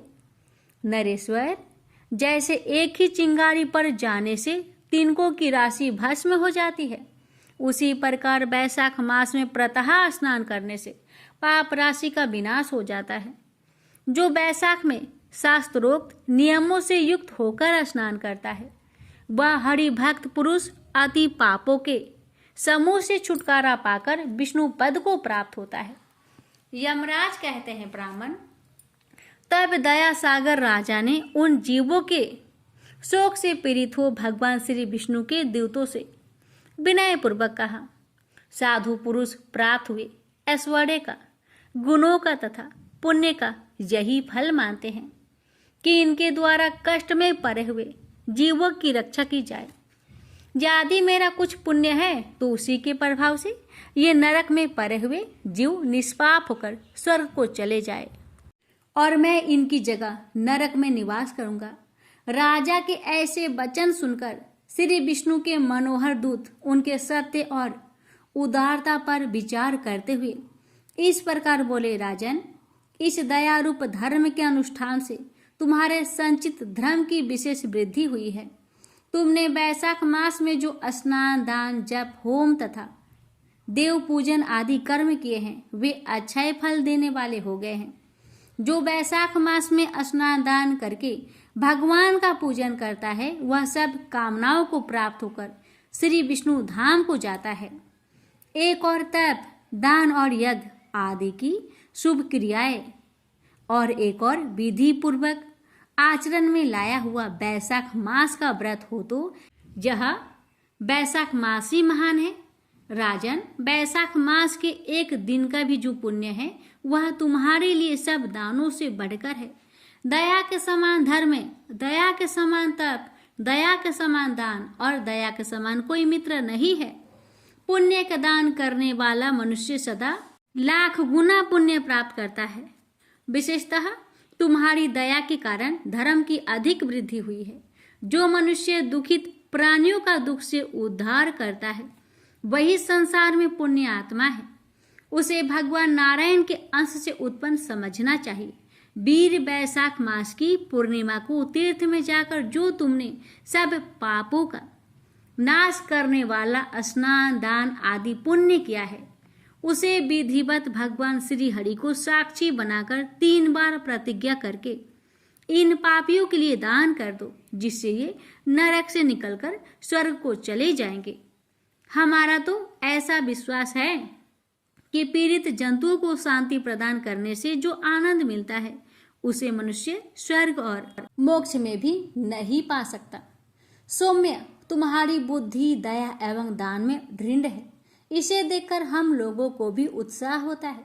राजन, यदि तुम्हें अच्छा जान पड़े तो अब बिना विलंब किए इन्हें वह पुण्य प्रदान करो जो नरक यातना के दुख को दग्ध करने वाला है। विष्णु दूतों के यूं कहने पर दयालु राजा महिरथ ने भगवान गदाधर को साक्षी बनाकर 3 बार प्रतिज्ञा पूर्वक संकल्प करके उन पापियों के लिए अपना पुण्य अर्पण किया। वैशाख मास के एक दिन के ही पुण्य का दान करने पर भी वे सभी जीव यम यातना के दुख से मुक्त हो गए। फिर अत्यंत हर्ष से भरकर वे श्रेष्ठ विमान पर आरूढ़ हुए और राजा की प्रशंसा करते हुए उन्हें प्रणाम करके स्वर्ग को चले गए। इस दान से राजा को विशेष पुण्य की प्राप्ति हुई। मुनियों और देवताओं का समुदाय उनकी स्तुति करने लगा तथा वे जगदीश्वर श्री विष्णु के पार्षदों द्वारा अभिवंदित होकर उस परम पद को प्राप्त हुए जो बड़े बड़े योगियों के लिए भी दुर्लभ है। द्विज श्रेष्ठ, यह वैशाख मास और पूर्णिमा का कुछ महात्म्य यहाँ थोड़े में बतलाया गया है। यह धन, यश, आयु तथा परम कल्याण प्रदान करने वाला है। इतना ही नहीं, इससे स्वर्ग तथा लक्ष्मी की भी प्राप्ति होती है। यह प्रशंसनीय महात्म्य अंत कारण को शुद्ध करने वाला और पापों को धो डालने वाला है। माधव मास का यह महात्म्य भगवान माधव को अत्यंत प्रिय है। राजा महिरथ का चरित्र हम दोनों का मनोरम संवाद सुनने, पढ़ने तथा विधि पूर्वक अनुमोदन करने से मनुष्य को भगवान की भक्ति प्राप्त होती है, जिससे समस्त कलेशों का नाश हो जाता है। सूत जी कहते हैं, धर्मराज की यह बात सुनकर वह ब्राह्मण उन्हें प्रणाम करके चला गया। उसने भूतल पर प्रतिवर्ष स्वयं तो वैशाख स्नान की विधि का पालन किया ही, दूसरों से भी कराया। यह ब्राह्मण और यम का संवाद है। आप लोगों से वैशाख मास के पुण्यमयी स्नान के प्रसंग में सुनाया है। जो एकजित होकर वैशाख मास के महात्म्य श्रवण करता है वह सब पापों से मुक्त होकर श्री विष्णु की परम पद को प्राप्त होता है। प्रेम से बोलिए जय श्री हरि। हे भगवान, आपके इस पावन महात्मय कथा को कहने वाले और श्रद्धा पूर्वक सुनने वाले सभी भक्तों पर अपनी कृपा सदा सर्वदा बनाए रखना। प्रेम से बोलिए लक्ष्मीपति विष्णु भगवान की जय। द्वापर युग में एक समय की बात है कि यशोदा जी ने कृष्ण से कहा, हे कृष्ण, तुम सारे संसार के उत्पन्न करता, पोषक तथा उसके संहार करता हो। आज कोई ऐसा व्रत मुझसे कहो जिसके करने से मृत्यु लोक में स्त्रियों को विधवा होने का भय ना रहे तथा यह व्रत सभी मनुष्य की मनोकामनाएं पूर्ण करने वाला हो। श्री कृष्ण कहने लगे, हे माता, तुमने अति सुंदर प्रश्न किया है। मैं तुमसे ऐसे ही व्रत को सविस्तार कहता हूँ। सौभाग्य की प्राप्ति के लिए स्त्रियों को 32 पूर्णमासियों का व्रत करना चाहिए। इस व्रत के करने से स्त्रियों को सौभाग्य संपत्ति मिलती है। यह व्रत अचल सौभाग्य देने वाला एवं भगवान शिव के प्रति मनुष्य मात्र की भक्ति को बढ़ाने वाला है। यशोदा जी कहने लगी, हे कृष्ण, सर्वप्रथम इस व्रत को मृत्यु लोक में किसने किया था, इसके विषय में विस्तार पूर्वक मुझसे कहो। श्री कृष्ण जी कहने लगे कि इस भूमंडल पर एक अत्यंत प्रसिद्ध राजा चंद्रहास से पालित अनेक प्रकार के रत्नों से परिपूर्ण कांतिका नाम की एक नगरी थी। वहां पर धनेश्वर नाम का एक ब्राह्मण था और उसकी स्त्री अति सुशीला रूपवती थी। दोनों ही उसी नगरी में बड़े प्रेम के साथ रहते। एक समय एक बड़ा तपस्वी योगी उस नगरी में आया। वह योगी उस ब्राह्मण के घर को छोड़कर अन्य सब घरों से भिक्षा लाकर भोजन किया करता था। रूपवती से वह भिक्षा नहीं लिया करता था। उस योगी ने एक दिन रूपवती से भिक्षा न लेकर किसी अन्य घर से भिक्षा लेकर गंगा किनारे जाकर भिक्षान्न को प्रेम पूर्वक खा रहा था कि धनेश्वर ने योगी का यह सब कार्य किसी प्रकार से देख लिया। अपनी भिक्षा के अनादर से दुखी होकर धनेश्वर योगी से बोला, महात्मन, आप सब घरों से भिक्षा लेते हैं परंतु मेरे घर की भिक्षा कभी भी नहीं लेते, इसका कारण क्या है? योगी ने कहा कि निसंतान के घर की भीख पतितों के अन्न के तुल्य होती है और जो पतितों का अन्न खाता है वो भी पतित हो जाता है। चूंकि तुम निसंतान हो अतः पतित हो जाने के भय से मैं तुम्हारे घर की भिक्षा नहीं लेता हूँ। धनेश्वर यह बात सुनकर अपने मन में बहुत दुखी हुआ और हाथ जोड़कर योगी के पैरों पर गिर पड़ा तथा अंतर्भाव से कहने लगा, हे महाराज, यदि ऐसा है तो आप मुझको पुत्र प्राप्ति का उपाय बतलाइए। आप सर्वज्ञ हैं, मुझ पर अवश्य ही यह कृपा कीजिए। धन की मेरे घर में कोई कमी नहीं परंतु मैं पुत्र न होने के कारण अत्यंत दुखी हूँ। आप मेरे इस दुख का हरण करें, आप सामर्थ्यवान हैं। यह सुनकर योगी कहने लगे, हे ब्राह्मण, तुम चंडी की आराधना करो। घर आकर उसने अपने स्त्री से सब वृत्तांत कहा और स्वयं तप के निमित्त वन में चला गया। वन में जाकर उसने चंडी की उपासना की और उपवास किया। चंडी ने 16वें दिन उसको सपने में दर्शन दिया और कहा, हे धनेश्वर, जा तेरे पुत्र होगा परंतु वह 16 वर्ष की आयु में ही मृत्यु को प्राप्त हो जाएगा। यदि तुम दोनों स्त्री पुरुष 32 पूर्णमासियों का व्रत विधि पूर्वक करोगे तो वह दीर्घ आयु होगा।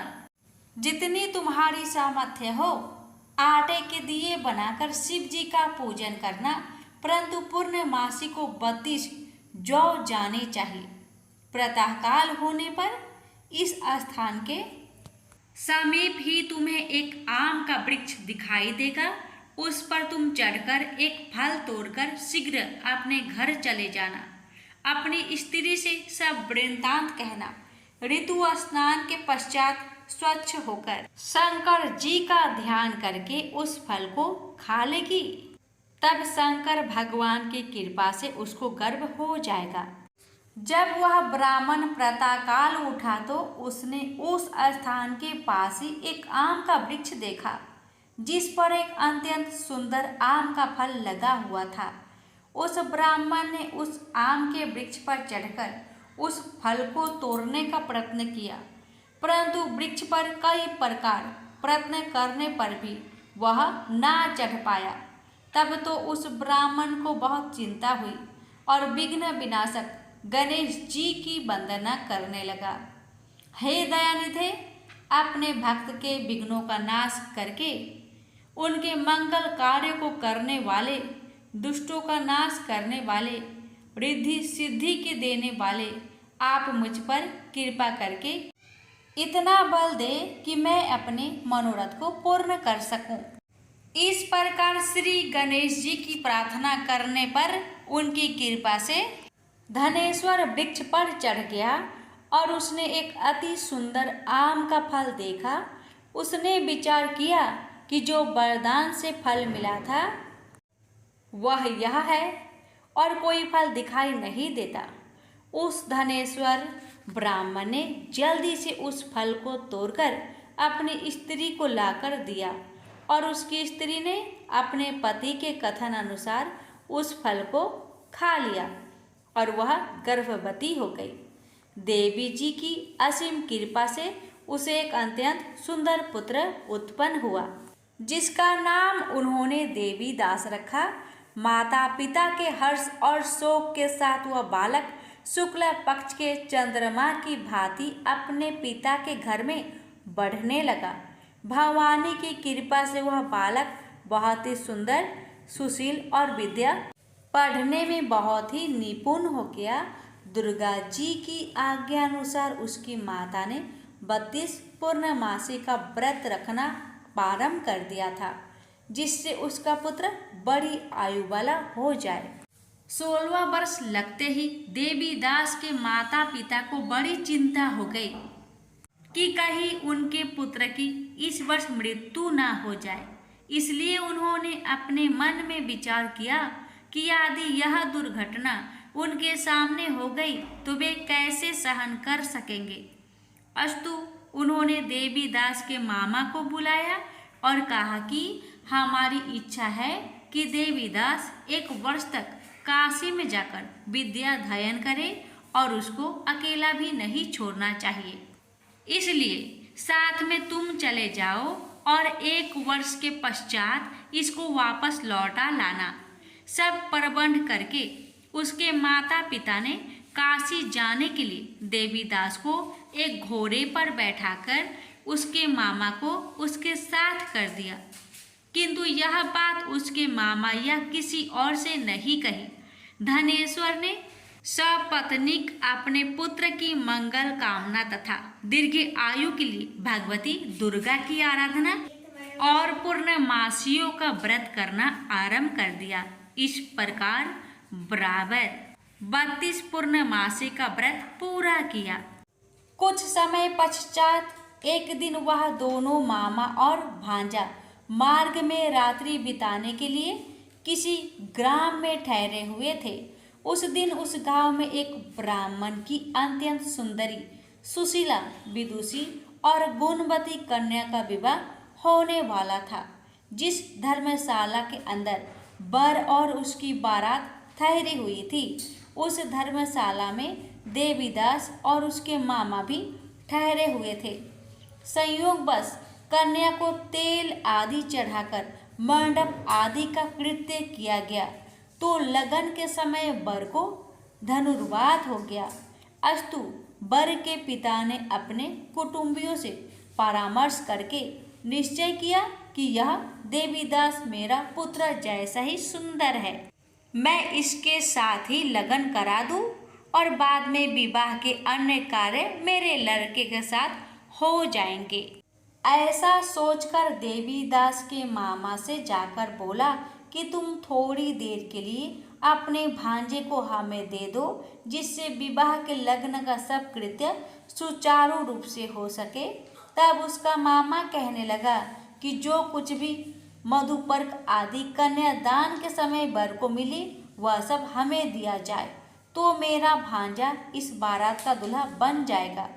यह बात वर के पिता ने स्वीकार कर लेने पर उसने अपना भांजा वर बनने को भेज दिया और उसके साथ सब विवाह कार्य रात्रि में विधि पूर्वक संपन्न हो गया। पत्नी के साथ वह भोजन न कर सका और अपने मन में सोचने लगा कि न जाने यह किसी स्त्री होगी। वह एकांत में इसी सोच में गरम निश्वास छोड़ने लगा तथा उसकी आंखों में आंसू भी आ गया। तब वधू ने पूछा कि क्या बात है, आप इतने उदासीन व दुखी क्यों हो रहे हैं? तब उसने सब बातें जो वर के पिता व उसके मामा में हुई थी उसको बतला दी। तब कन्या कहने लगी कि यह ब्रह्म विवाह के विपरीत हो कैसे सकता है? हे देव, ब्राह्मण और अग्नि के सामने मैंने आपको ही अपना पति बनाया है, इसलिए आप ही मेरे पति हैं। मैं आपकी ही पत्नी रहूंगी, किसी अन्य की कदापि नहीं। तब देवीदास ने कहा, ऐसा मत करिए, क्योंकि मेरी आयु बहुत थोड़ी है। मेरे पश्चात आपकी क्या गति होगी, इन बातों को अच्छी तरह विचार लो। परंतु वह दृढ़ विचार वाली थी, बोली कि जो आपकी गति होगी वही मेरी गति होगी। हे स्वामी, आप उठिए और भोजन करिए, आप निश्चय ही भूखे होंगे। इसके बाद देवीदास और उसकी पत्नी दोनों ने भोजन किया तथा शेष रात्रि वे सोते रहे। प्रातःकाल देवीदास ने अपनी पत्नी को 3 नगों से जड़ी हुई एक अंगूठी दी, एक रुमाल दिया और बोला, हे प्रिय, इसे लो और संकेत समझकर स्थिर चित हो जाओ। मेरा मरण और जीवन जानने के लिए एक पुष्प वाटिका बना लो, उसमें सुगंधी वाली एक नौ मल्लिका लगा लो, उसको प्रतिदिन जल से सींचा करो और आनंद के साथ खेलो कूदो तथा उत्सव मनाओ। जिस समय और जिस दिन मेरा प्रांत होगा ये फूल सूख जाएंगे और जब ये फिर हरे हो जाए तो जान लेना कि मैं जीवित हूँ। यह बात निश्चय करके समझ लेना, इसमें कोई संचय नहीं है। यह समझाकर वह चला गया। प्रातःकाल होते ही वहां पर गाजे बाजे बजने लगे और जिस समय विवाह के कार्य समाप्त करने के लिए वर तथा सब बाराती मंडप में आए तो कन्या ने वर को भली प्रकार से देखकर अपने पिता से कहा, यह मेरा पति नहीं है, मेरा पति वही है जिसके साथ रात्रि में मेरा पानी ग्रहण हुआ था। इसके साथ मेरा विवाह नहीं हुआ है। यदि यह वही है तो बताए कि मैंने इसको क्या किया। मधुपर्क और कन्यादान के समय जो मैंने भूषण आदि दिए थे उन्हें दिखाए तथा रात में मैंने क्या गुप्त बातें कही थी वह सब सुनाए। पिता ने उसके कथन अनुसार वर को बुलाया। कन्या की यह सब बातें सुनकर वह कहने लगा कि मैं कुछ नहीं जानता। इसके पश्चात लज्जित होकर वह अपना सा मुंह लेकर चला गया और सारी बारात भी अपमानित होकर वहां से लौट गई। भगवान श्री कृष्ण बोले, हे माता, इस प्रकार देवीदास काशी विद्याध्ययन के लिए चला गया। जब कुछ समय बीत गया तो काल से प्रेरित होकर एक सर्प रात्रि के समय उसको डसने के लिए वहां पर आया। उस विषधर के प्रभाव से उसके शयन के स्थान चारों ओर से विष की ज्वाला से विषैला हो गया, परंतु व्रत राज के प्रभाव से उसको काटने न पाया, क्योंकि पहले ही उसकी माता ने 32 पूर्णिमा का व्रत कर रखा था। इसके बाद वह मध्या के समय स्वयं काल वहां पर आया और उसके शरीर से उसके प्राणों को निकालने का प्रयत्न करने लगा, जिससे वह मूर्छित होकर पृथ्वी पर गिर पड़ा। भगवान की कृपा से उसी समय पार्वती जी के साथ श्री शंकर जी वहां पर आ गए। उसको मूर्छित दशा में देखकर पार्वती जी ने भगवान शंकर से प्रार्थना की कि हे महाराज, इस बालक की माता ने पहले 32 पूर्णिमा का व्रत किया था, जिसके प्रभाव से हे भगवान आप इसको प्राण दान दे। भवानी के कहने पर भक्त वत्सल भगवान श्री शिव जी ने उसको प्राण दान दे दिया। इस व्रत के प्रभाव से काल को भी पीछे हटना पड़ा और देवीदास स्वस्थ होकर बैठ गया। उधर उसकी स्त्री उसके काल की प्रतीक्षा किया करती थी। जब उसने देखा कि उस पुष्प वाटिका में पत्र पुष्प कुछ भी नहीं रहे तो उसको बड़ा आश्चर्य हुआ, और जब वह वैसे ही हरी भरी हो गई तो वह जान गई कि वह जीवित हो गए हैं। यह देखकर वह बहुत प्रसन्न मन से अपने पिता के कहने लगी कि पिताजी, मेरे पति जीवित है, आप उनको ढूंढिए। जब 16वां वर्ष व्यतीत हो गया तो देवीदास भी अपने मामा के साथ काशी से चल दिया। इधर उसे ससुर उसको ढूंढने के लिए अपने घर से जाने वाले ही थे कि वह दोनों मामा भांजा वहां पर आ गए। उसको आया देखकर उसका ससुर बड़ी प्रसन्नता के साथ अपने घर में ले गया। उस समय नगर के निवासी भी वहां इकट्ठे हो गए और सबने निश्चय किया कि अवश्य ही इसी बालक के साथ इस कन्या का विवाह हुआ था। उस बालक को जब कन्या ने देखा तो पहचान लिया और कहा कि ये तो वही है जो संकेत करके गया था। तदुपरांत सभी कहने लगे कि भला हुआ जो यह आ गया, और सब नगरवासियों ने आनंद मनाया। कुछ दिन बाद देवीदास अपनी पत्नी और माता के साथ अपने ससुर के घर से बहुत सा उपहार आदि लेकर अपने घर के लिए प्रस्थान किया। जब वह अपने गांव के निकट आ गया तो कई लोगों ने उसको देखकर उसके माता पिता को पहले ही जाकर खबर दे दी कि तुम्हारा पुत्र देवीदास अपनी पत्नी और मामा के सहित आ रहे हैं। ऐसा समाचार सुनकर पहले तो उन्हें विश्वास ही नहीं हुआ, किंतु जब और लोगों ने भी आकर उनकी बात का समर्थन किया तो उनको बड़ा आश्चर्य हुआ। लेकिन थोड़ी देर में देवीदास ने आकर अपने माता पिता के चरणों में अपना सिर रखकर प्रणाम किया और उसकी पत्नी ने अपने सास ससुर के चरणों को स्पर्श किया तो माता पिता ने अपने पुत्र और पुत्रवधू को अपने हृदय से लगा लिया और दोनों की आंखों में प्रेम अश्रु बह चले।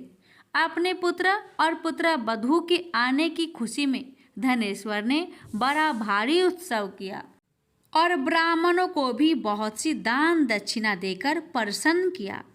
श्री कृष्ण जी कहने लगे कि इस प्रकार धनेश्वर 32 पूर्णिमाओं की व्रत के प्रभाव से पुत्रवान हो गया। जो भी स्त्रियां इस व्रत को करती है वे जन्म जन्मांतर में वैधव का दुख नहीं भोगती और सदैव सौभाग्यवती रहती है। यह मेरा वचन है, इसमें कोई संदेह नहीं मानना। यह व्रत पुत्र पौत्रों को देने वाला तथा संपूर्ण मनोकामनाओं को पूर्ण करने वाला है। 32 पूर्णिमाओं के व्रत करने से व्रत की सब इच्छाएं भगवान शिव जी की कृपा से पूर्ण हो जाती है। प्रेम से बोलिए हर हर महादेव। अब आइए जानते हैं 32 पूर्णिमा व्रत की पूजन विधि के बारे में। अब सुनिए हर व्रत कथा के साथ सुनी जाने वाली लोभिया जी की कहानी। एक लोभिया था, कठोर तपस्या करता था। एक पांव पर खड़ा होकर कठिन तप करता था। उसने भगवान को प्रसन्न करने के लिए कठोर तप किया। उसके शरीर पर चिड़िया ने घोंसला भी बना लिया। तपस्या करते 12 वर्ष हो गए। भगवान ने सोचा इसको इतना समय हो गया, अब इसकी परीक्षा लेनी चाहिए। भगवान जानते थे यह बहुत लोभी है, इसलिए भगवान ने एक सोने की मुड्डी उसके पांव के पास फेंक दी। तब लोभिया की नजर उस मुड्डी पर पड़ी तो उसने मुड्डी पांव के नीचे दबा ली। भगवान की माया से भला लौ बचा है। भगवान धरती पर आए और लोभिया से बोले, लोभिया, तेरी तपस्या में हीन है, तुझे इस तपस्या का फल नहीं मिलेगा। तब लोभिया ने अपनी गलती मानी और भगवान के चरण पकड़ लिए और पूछा, हे भगवान, इस तपस्या का हीन कैसे जाएगा। तब भगवान जी को उस पर दया आ गई और उन्होंने कहा, यदि रोटी बनाकर आखिरी रोटी कुत्ते की नहीं बनाई तो फल तुझे मिलेगा, जिमाकर दक्षिणा नहीं दी तो फल तुझे मिलेगा, सब कहानी कथा सुनकर तेरी कहानी नहीं सुनी तो फल तुझे मिलेगा। तभी से सभी व्रत की कहानी सुनने के बाद लोभिया जी की कहानी सुनी जाती है। प्रेम से बोलिए, हरे कृष्णा।